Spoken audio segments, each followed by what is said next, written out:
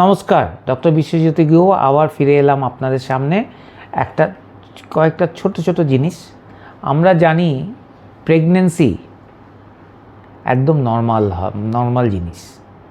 মানুষের বিয়ে হবে, মেয়েদের বিয়ে হবে, তারা প্রেগনেন্ট হবে, এটাই মানুষ ভাবে। এবং সুন্দর সে কোলে করে একটি বাচ্চা নিয়ে ফিরবে, সেটাও লোকে ভাবে এবং ধরেই নেয়। Pregnancy is a physiological phenomenon, মানে এটার মধ্যে কোনো অসুখ নেই, কোনো অসুবিধে নেই।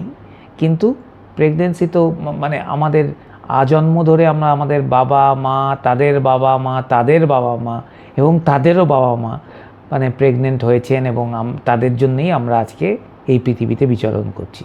তো প্রেগনেন্সি তো আমরা ধরেই নিই নর্মাল, কিন্তু কিছু কিছু ক্ষেত্রে এই প্রেগনেন্সি কিন্তু ভয়ের কারণ হতে পারে। সেই কয়েকটা জিনিস আমি আপনাদের আজকে একটু বলবো। যদি দেখেন, আমি সবসময় বলি যে প্রেগনেন্সিটা খুব ভালোভাবে যাক, সেটা আমরা সবাই চাই। কিন্তু কিছু কিছু জিনিস থাকে প্রেগনেন্সির মধ্যে, যেমন দেখা যায় যে হঠাৎ করে একটু ব্লাড প্রেশার বাড়লো, বা কারোর ক্ষেত্রে দেখা যায় যে ডায়াবেটিস হলো প্রেগনেন্সিতে, যাকে আমরা বলি জেস্টেশনাল ডায়াবেটিস। হাই ব্লাড প্রেশারটাকে আমরা বলি প্রি এক্ল্যাম্পসিয়া।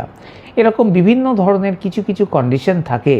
সেটা যদি প্রেগনেন্সিতে থাকে তাহলে কিন্তু ভালোভাবে অ্যান্টিনেটাল কেয়ারটা খুব ভালো হওয়া উচিত, একটা ভালো জায়গাতে হওয়া উচিত।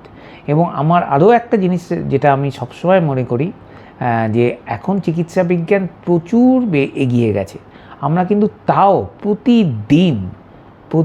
প্রতিদিন আমরা জানি যে কোথাও না কোথাও একজন মা বাচ্চার জন্ম দিতে গিয়ে মারা যাচ্ছে। এইটা কিন্তু খুব বেদনাদায়ক এবং অত্যন্ত দুঃখজনক ব্যাপার। কারণ এই সব ডেথগুলো অ্যাভয়েডেবল ডেথ, মানে এগুলো কিন্তু আমরা প্রিভেন্ট করতে পারি। এই ছোট্ট মেসেজটা আপনাদের আমি আজকে দিলাম যে দয়া করে প্রেগনেন্সিতে যদি কোনো রকম প্রবলেম হয় তাহলে তৎক্ষণাৎ ভালো ডাক্তারের পরামর্শ নিন।